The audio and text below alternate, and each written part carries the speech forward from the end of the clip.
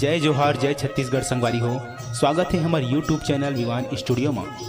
लोकगीत लोक धुन बेंजो ऑक्टापेड के मधुर ध्वनि और लोक कला मंच की मंची प्रस्तुति हमारे यूट्यूब चैनल में आपला हमेशा देखे बर मिलते रही।